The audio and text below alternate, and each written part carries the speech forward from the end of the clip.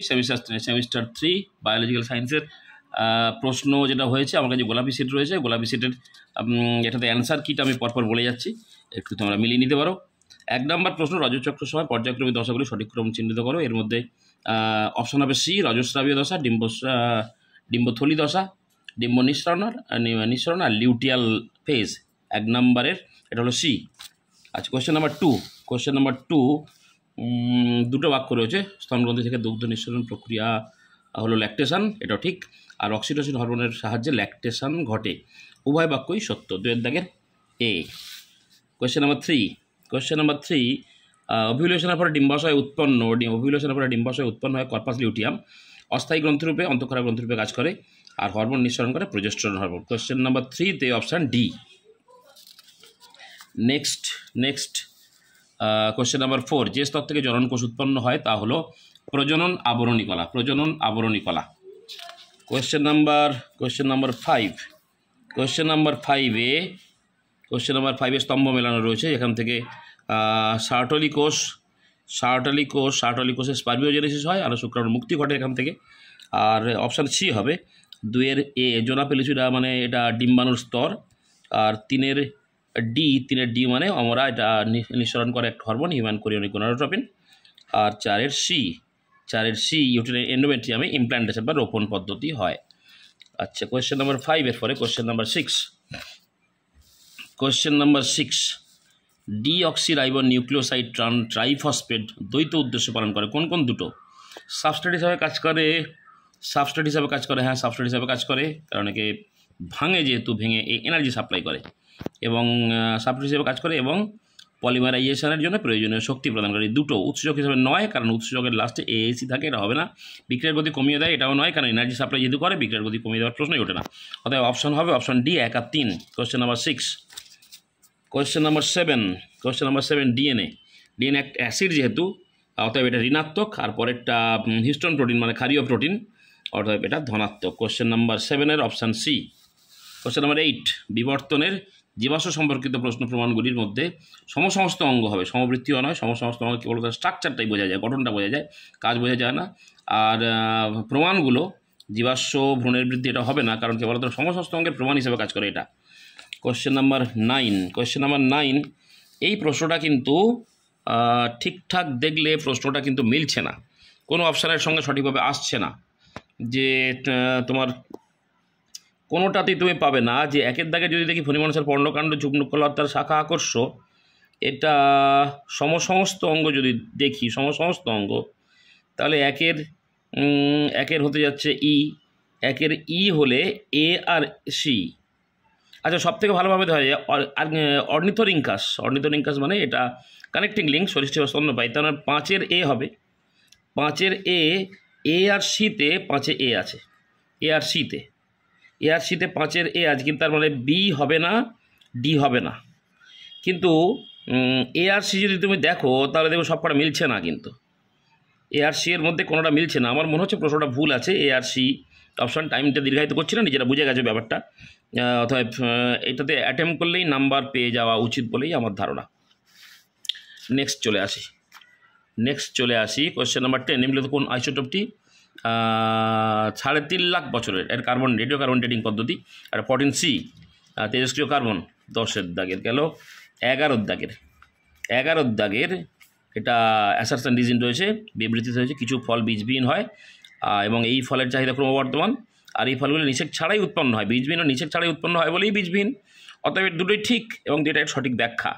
11-এর দাগের গেল। 12-এর দাগের এটা লিঙ্গ নির্ধারণ ক্ষেত্রে অ্যামনিওসেন্টোসিস পদ্ধতি যদিও অবলম্বন করা উচিত নয়, তবুও এই পদ্ধতিতে লিঙ্গ নির্ধারণ করা যায়।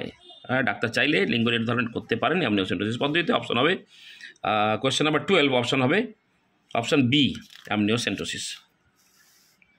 কোয়েশ্চেন নাম্বার 13, এটা যৌন রোগ নয়। হেপাটাইটিস বি, ট্রাইকোমোনিয়াসিস, সিফিলিস, এই 3টেই যৌন রোগ, একমাত্র ম্যালেরিয়া প্লাজমোডিয়াম ভাইরাসের আক্রমণে হয়, যৌন রোগ নয়। অপশন 13-এর দাগের বি। আচ্ছা, 14-এর দাগের জননগত স্বাস্থ্য দৈহিক স্বাস্থ্যের সঙ্গে সম্পর্কিত, এটা ঠিক। আর যেহেতু জনন অঙ্গসমূহ দেহের একটা পার্ট, আর জননগত স্বাস্থ্য দৈহিক স্বাস্থ্যের সঙ্গে সম্পর্কিত। আর জননগত স্বাস্থ্য আচরণগত স্বাস্থ্যকেও বোঝায়, কারণ জন্মগত যদি অসুস্থ ভাব তাহলে থাকে সেক্ষেত্রে আচরণের সমস্যা হয়। দুটোই ঠিক আছে, কিন্তু এটা সঠিক ব্যাখ্যা নয়। অপশান হবে বি, 14 দাগের বি। আচ্ছা, নেক্সট 15, কোয়েশ্চেন নাম্বার 15। একটা ফ্লোচার্ট রয়েছে, সেখানে কয়েকটা রয়েছে 1 2 3 4। এখানে হরমোনের নামগুলো বলতে হবে। 1 দাগের হাইপোথ্যালামাস থেকে খরিত হয় জিএনআরএইচ। অতএব এ বি দুটো হবে না, দুটো হবে না, হবে সি আর ডি এর মধ্যে কোনো একটা। অতএব 2 নাম্বার অগ্রপিটিউটারি থেকে খরিত হয় সার্টোলি কোষ, পিটিউটারি যেহেতু, অতএব স্টিমুলেটিং হরমোন, অতএব এফএসএইচ। এখানেই কনফার্ম হয়ে যাচ্ছে যে এটা ডি হবে। 15 দাগের ডি। 15। নেক্সট আসি 16। এটা সন্ধ্যাবেলাতে গাছ, দেখেই প্রশ্নটা দেখেই সঙ্গে সঙ্গে না পড়েও বুঝতে পারা যায় এটা ইনকমপ্লিট ডমিনেন্স বা অসম্পূর্ণ প্রকটতা। আচ্ছা, 16, 17। এটা ভালো করে খেয়াল না করলে কিন্তু ভুল করবে অনেকে। পলিজেনিক। বাকি 3টে পলিজেনিক, কিন্তু একটা মাল্টিপল অ্যালিল। এবীয় রক্তশ্রেণী এদের মাল্টিপল অ্যালিল। বাকি 3টে কিন্তু জিন, মানে মানুষের চর্মের, গমের দানার রং, মানুষের দেহের উচ্চতা, 3টেই মাল্টিপল জিন, আর এটা মাল্টিপল অ্যালিল। এবীয় শ্রেণী, এটাই হবে উত্তর। অতএব সবে বি। আচ্ছা, 18। এটা 3 জোড়া রয়েছে, 3টেই হেটেরোজাইগাস। সেক্ষেত্রে 2 টু দি পাওয়ার 3 ধরলে 2 টু দি পাওয়ার 3, অতএব হবে 8। 18 দাগের কোয়েশ্চেন নাম্বার 18, অ্যান্সার হবে বি। 18। 19 চলে এসো। এটা দেখেই বুঝতে পারছো এটা টেস্ট্রস দিয়েছে, ডাইহাইব্রিড ক্রসের টেস্ট্রস। রেশিও হবে 1:1:1, অতএব 19। কোয়েশ্চেন নাম্বার 19-এ উত্তর হবে বি। 20। Question number 20। হার্ডি-ওয়েনবার্গ মূল নীতিকে প্রভাবিত করে না। জিন ফ্লো, মিউটেশন এবং মাইগ্রেশন, এগুলো সবগুলোই প্রভাবিত করে, একমাত্র রিক্যাপিচুলেশন। এখানে রিক্যাপিচুলেশন থিওরি, এটা সম্পূর্ণ আলাদা জিনিস। এখানকার হার্ডি-ওয়েনবার্গ এইচডব্লিউ ইকুইলিব্রিয়ামকে কোনোভাবেই প্রভাবিত করে না রিক্যাপিচুলেশন থিওরি। কোয়েশ্চেন নাম্বার 20, অ্যান্সার হবে ডি। Question number 21। এরা পাখিদের লিঙ্গ নির্ধারণ দিয়েছে, মানুষের ঠিক অপোজিট। স্ত্রী পাখি হেটেরোগ্যামেটিক, পুরুষ পাখি হোমোগ্যামেটিক হয়, এটা আমরা জানি। আর স্ত্রী পাখির সেক্স ক্রোমোজোম ZW, পুরুষ পাখির সেক্স ক্রোমোজোম ZZ। এটা ঠিক মানুষের উল্টো। অতএব এটা দুটোই সঠিক এবং দুইটা ওর সঠিক ব্যাখ্যা। অতএব 21, কোয়েশ্চেন নাম্বার 21, অ্যান্সার হবে এ। 21, 22।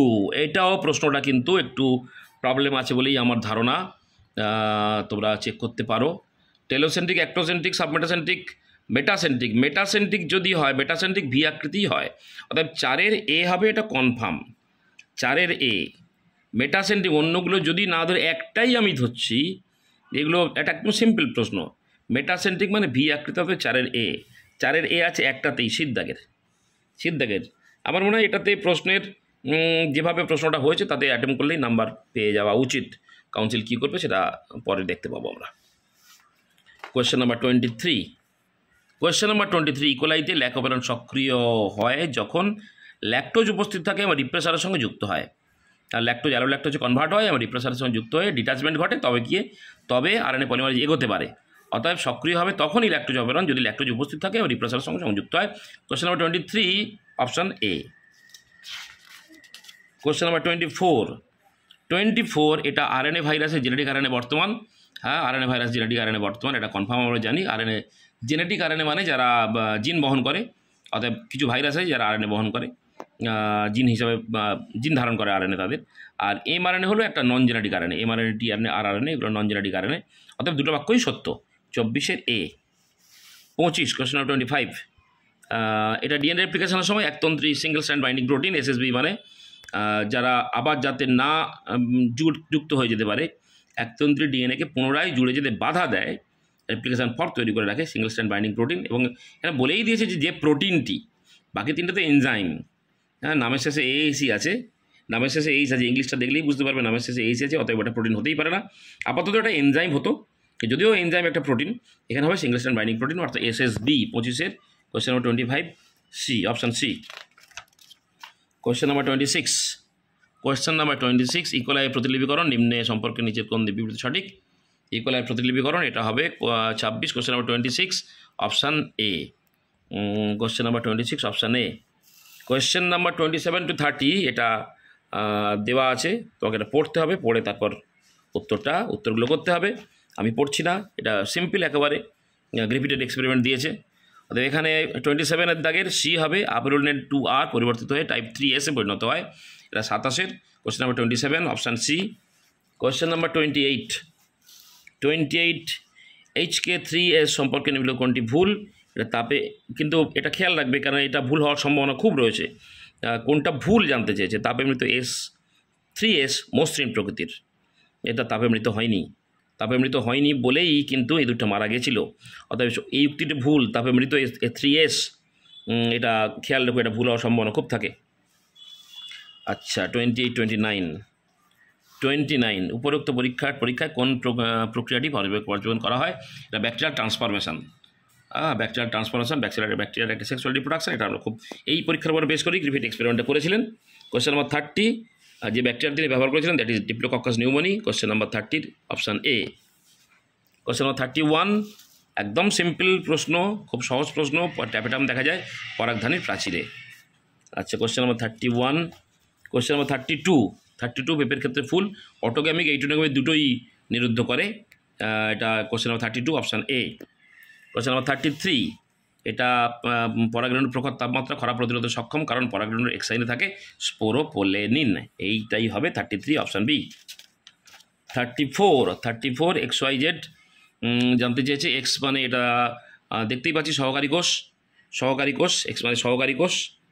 প্রথমটা দেখলেই বুঝতে পারবে এক্স সহকারী কোষ ছাড়া অন্য কিছু। অতএব সি আর ডি এর মধ্যে হতে চায়।